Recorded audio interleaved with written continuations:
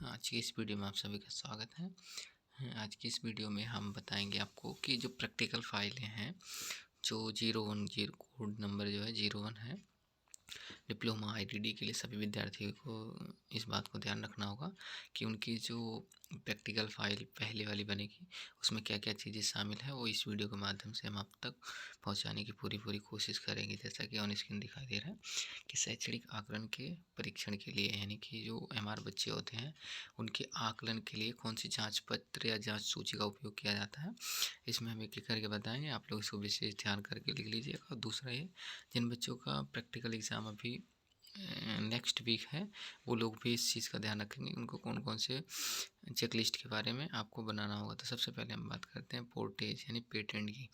इसकी एक जांच पत्र है जिसमें हम आगे एक्सप्लेन करेंगे। दूसरे नंबर पे आता है शिक्षण कार्यक्रम के लिए कार्यात्मक आकलन अति गंभीर मानसिक दिव्यांग जांच सूची, यानी कि functional assessment checklist for programming of student with profound mental retardation, यानी कि FACP का जो चेक लिस्ट है उसके बारे में हम आगे एक्सप्लेन करेंगे। दूसरा है उपन्यास।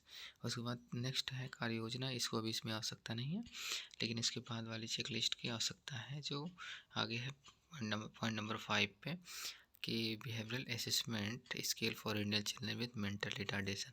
तो आप लोग इसका विशेष ध्यान रखिएगा कि जो फाइल फर्स्ट है उसमें क्या क्या चीज़ें हैं, ये सारी चीज़ें हम इस वीडियो के माध्यम से आप तक पहुंचाने की कोशिश कर रहे हैं। तो आप लोग इसको ध्यानपूर्वक सुन लीजिएगा और A4 साइज पेज में लिख लेना अच्छे से, जिससे आपको प्रैक्टिकल फाइल बनाने में आसानी हो। नेक्स्ट पॉइंट है मद्रास डेवलपमेंटल प्रोग्राम सिस्टम। इसका नाम है MDPS। MDPS में कितने क्षेत्र हैं, कितने स्किल्स हैं, इस पर जो है नंबरिंग कैसे की जाती है आगे की वीडियो में हम कवर करेंगे। नेक्स्ट पॉइंट है 7 नंबर पे कि शैक्षणिक शिक्षण कार्यक्रम के लिए कार्यात्मक आकलन सूची यानी FACP functional assessment checklist for programming.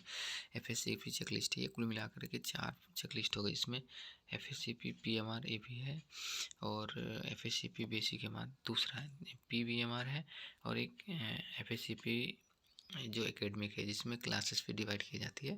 हम आगे की वीडियो में इसको कवर करेंगे। वेब से सेकेंड ईयर में काम आएगा, फर्स्ट ईयर से आपको इसको लेने देने से संभावना थोड़ी कम है। और आगे हम बात करते हैं जो ग्लैड है। ग्लैड में जो है, ग्लैड आपको पढ़ना होगा।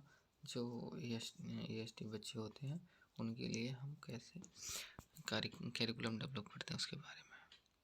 ये हमारी कुल मिला के 11 में से हमें 4 या 5 के बारे में लिखना होगा। हम आगे वीडियो में कवर करते हैं। इसमें लिखेंगे व्यवहार आकलन किसे कहते हैं। व्यवहार आकलन के बारे में और इसके आपको दिखाई दे रहा है, ये लिखिए। इसमें कौशल व्यवहार होती है, समस्या व्यवहार होती है, जो बेसिक हमारे पार्ट बी में उपयोग किया जाता है। तो जिसको हमने लाइव के माध्यम से भी पढ़ाया हुआ है, तो आप लोग भी इसको देख लीजिएगा जिससे आपको प्रैक्टिकल फाइल लिखने में आसानी हो। आप लोग इस पॉइंट को लिख लीजिएगा। आगे है व्यवहारात्मक आकलन, आकलन के परीक्षण, यानी किसी बच्चे का हम व्यवहार की जांच करते हैं तो उसमें कौन कौन सी जांच पत्र का उपयोग करते हैं। फिर VABS यानी कि वेलेनाइन एडाप्टेशन बिहेवियर स्केल। उसके बाद CP, जो भी है एक एक करके आप पढ़ लीजिएगा, खुद ही समझ लीजिएगा। उसके बाद हम आगे बात करते हैं। आगे की वीडियो में हम बताते हैं कि स्क्रीनिंग यानी कि लिखा हुआ assessment tools of pre school and school level के लिए, यानी कि उपन्यास की हमने बात किया था। तो जो है उपन्यास यहाँ पे लिखा हुआ है, आप इसके बारे में लिख लीजिएगा। ये फाइलें ध्यान रखेंगे A4 साइज़ पे करीब 30 से 40 पेज के करीब हो जाएंगे, तो आप लोग इसको अच्छे से बना लीजिएगा। उसके बाद स्क्रीनिंग करते हैं। इसका स्क्रीनिंग कैसे किया जाता है, यानी कि जो हमारा उपन्यास है यह छोटे बच्चों के आकलन का उपकरण है। यह उपकरण 0 से 6 वर्ष के लिए बच्चों के लिए लागू होता है, जिसकी क्रियाविधि एक समूह पत्र के आकलन द्वारा किया जाता है। इस जांच पत्र में कुल 5 क्षेत्र होते हैं, जिसमें कुल मिलाकर के 50 क्वेश्चन होते हैं। इसमें नंबरिंग कैसे किया जाता है, यदि बच्चा कार्य कर लेता है A तो A लिखना होगा, यदि परंतु नहीं कर पाता तो B। इस तरह से यह चेकलिस्ट आगे लिखा गया है। यह चेकलिस्ट मुख्य रूप से बच्चों पर लागू होता है जो होम बेस्ड या सेंटर बेस्ड ट्रेनिंग पाते हैं, यानी कि जो हम होम बेस्ड कैरिकुलर बनाते हैं उसके लिए आपको उपयोग करना है। उस वक्त पेटेंट के बारे में यहाँ पे आप बात की गई, उसको भी आप लिख लीजिए। हम एक एक करके बताएंगे तो मैं चाहता हूँ कि बहुत ज़्यादा समय लगने की संभावना है बढ़ जाएगी, इसलिए आप लोग फटाफट देख करके इसको लिख लीजिएगा। जिससे हमारा इस वीडियो का बनाने का जो एक ही मकसद होता है कि आप लोग इस वीडियो को देखिए और इसमें जो भी आपको फाइलें बनानी होती है उस फाइलों में आप लोग शामिल हो जाइए जिससे आपकी प्रैक्टिकल फाइलें कंप्लीट हो सकें। अब हम आगे बात करते हैं MDPS चेकलिस्ट की। MDPS चेकलिस्ट में कुल मिलाकर के 360 जो है क्रिया कौशल है, जिसको 8 क्षेत्र के अंदर विभाजित किया गया और प्रत्येक जो कौशल क्षेत्र है उसमें 20 स्किल्स की संख्या है। तो आप लोग ध्यान रहे कि MDPS चेकलिस्ट क्या होती है, किसने बनाया था, उसके बारे में यहाँ पे लिखा गया है, आप लोग पढ़ लीजिएगा। जैसा कि ऑन स्क्रीन आपको दिखाई दे रहा, प्रोफेसर जयचंद्रिया बेमल कुमार ने इसको डेवलप किया था। इसके बारे में आगे की जानकारी हमने दे दिया। अब इसमें कुल जो 18 स्किल क्षेत्र हैं उसके नाम हैं सकल शारीरिक सूचकांक, खाने से संबंधित, कपड़े पहनने, श्रृंगार संबंधित, कौशल संबंधित, इस तरह से कपड़े पहनना, श्रृंगार, शौचालय, गृहिणी भाषा, ज्योतक जताने वाले भाषा, सामाजिक अंतर्क्रिया, लिखना पढ़ना, समय।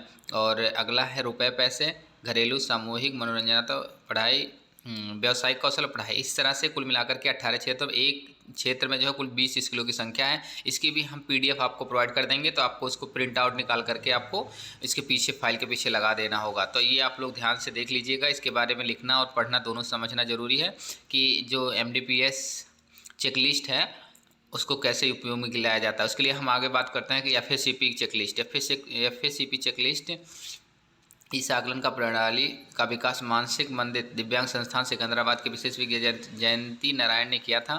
शैक्षणिक मूल्यांकन की श्रेणी में इसको 3 से लेकर के 18 वर्ष के मानसिक दिव्यांग बच्चों की कार्य योजना के लिए मदद मिलती है। इसकी मदद क्रिया समझने के लिए दैनिक जीवन क्रियाकलाप के लिए होती है। तो इसके जो कुल मिलाकर के 7 क्षेत्र हैं, जिसमें पहला है पूर्व प्राथमिक स्तर, 1 प्राथमिक स्तर 2 और माध्यमिक या पूर्व व्यावसायिक, फर्स्ट और सेकंड, और लास्ट में होता है संरक्षित। इसके बारे में अंक तालिका दी गई कि जो बच्चा 80% अचीवमेंट करता है अगली क्लास में प्रमोट होता है, और अगर नहीं हो पाता तो उसको दूसरी क्लास में प्रमोट कर दिया जाता है। आगे की वीडियो में हम आपको बताएंगे। और हम इनके लिए मूल्यांकन के लिए जो क्राइटेरिया बनाई जाती है उसमें हम नंबरिंग कैसे करते हैं। अगर बच्चा कोई एक्टिविटीज़ को कर लेता है तो प्लस देते हैं, कभी कभी करता है संकेत देने पर करता है तो C, और मौखिक रूप से बोलने पर देता है तो P देते हैं।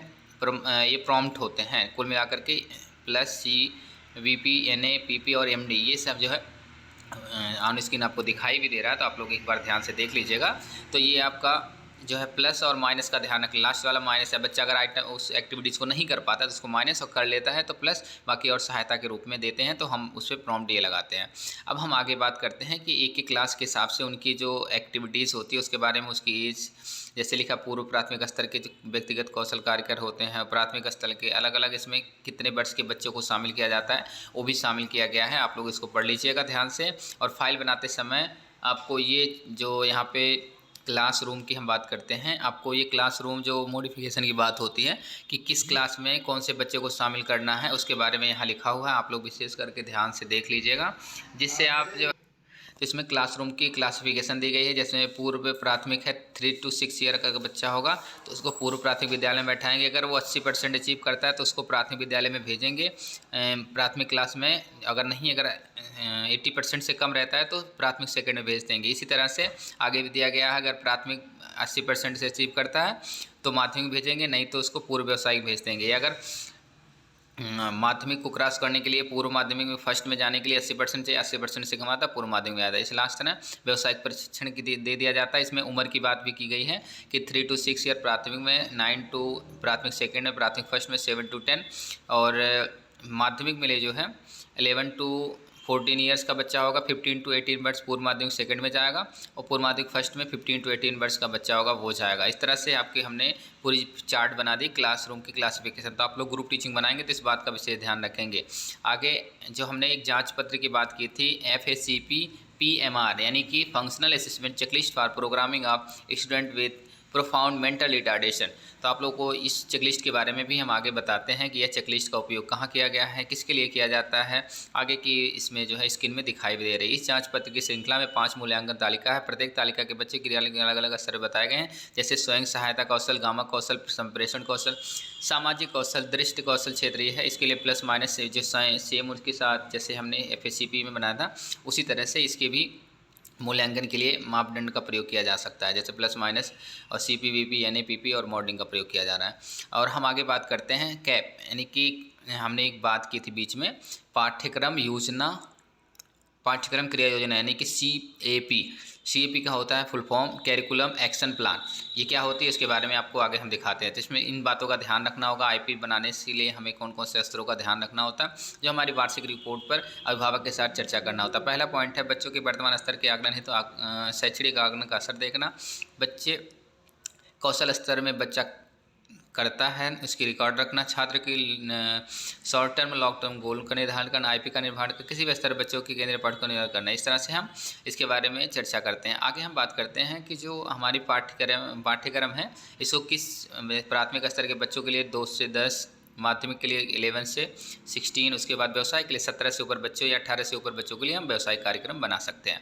इस तरह से 2 से 10 वर्ष के लिए कौन सा चेकलिस्ट का उपयोग किया जाता है, कितने सारे आइटम्स दिए गए हैं, उसके बारे में यहाँ पे हमने चर्चा की है और ऑन स्क्रीन आपको दिखाई भी दे रहा है। तो ये हमारी जो चेकलिस्ट है वो बनाना होगा। तो आपको ध्यान रखना होगा कि यह चेकलिस्ट बहुत ही इंपॉर्टेंट है, जो कि जिसका नाम है बेसिक MR। बेसिक MR का मतलब होता है behavioural assessment scale for Indian children with mental retardation, यानी कि मेंटल रिटार्डेशन की शैक्षणिक आकलन के लिए कौन कौन से जांच पत्र का उपयोग किया जाता है, उसके बारे में यहाँ आगे हम विस्तृत में जानकारी आप तक पहुँचाने की कोशिश करेंगे। इसमें लिखा गया है कि बेसिक MR NIMH सिकंदराबाद के मैडम रीता पेशवारी और S वेंकट ने विशेष विद्यार्थियों की मानसिक दिव्यांगता के प्रशिक्षण हेतु व्यवसायिक तकनीकी के उपयोग तैयार किया गया, जिसकी उम्र 3 to 16 ईयर या 18 वर्ष की उम्र तक के बच्चों को शैक्षणिक आकलन के लिए उपयोग किया जाता है, जिसमें अलग अलग पार्टी और पार्टी में विभाजित किया। पार्टी में कुल 7 कौशल हैं। 7 कौशलों में से कुल प्रत्येक कौशल में 40 जो है क्रिया क्षेत्र हैं, जिसके बारे में पहला है गामक, दूसरा है दैनिक जीवन क्रियाकलाप, भाषा, उसके बाद पाठन लेखन,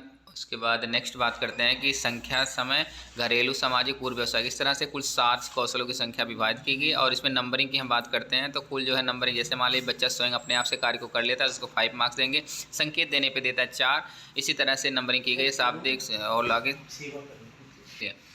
इस तरह से जो है उनको नंबरिंग दी जाती है। और पार्ट बी में जो है कुल 7 जो है 10 समस्या व्यवहार होता है। 10 समस्या व्यवहार ऑन स्क्रीन आपको दिखाई दे रहा है। हमने लाइव क्लास के माध्यम से इसको पढ़ाया है, तो आप लोग मेरे लाइव क्लास में भी देख लीजिए। लास्ट में आता है वेब्स की जो है जरूरत तो सेकेंड ईयर में पड़ती है, फर्स्ट ईयर में आपकी आवश्यकता नहीं पड़ती है। इस तरह से आपकी जो हमने पूरी वीडियो कवर किया है, तो आप लोग कोशिश करिएगा कि इस वीडियो को पूरे से पूरे देख लीजिएगा, जिससे आप लोग फाइलें तैयार कर लेना। और इस फाइल तैयार करने का एक ही उद्देश्य होगा कि आपके प्रैक्टिकल एग्जाम अच्छे नंबर से हो जाए। अगर आप ऐसा नहीं करते तो उसकी जिम्मेदारी आपकी खुद की होगी। हमारा काम है आप तक सारी सूचनाएं पहुंचाना। और हम इस वीडियो के माध्यम से आपको बताना चाहें, जिसको इसका PDF चाहिए मेरे को कमेंट करेगा, मैं उसको PDF भी भेज दूंगा। चलिए फिर मिलते हैं नई वीडियो के साथ। तब तक सभी को बहुत बहुत धन्यवाद कि आपने इस वीडियो को देखा और प्रैक्टिकल फाइल बनाई है।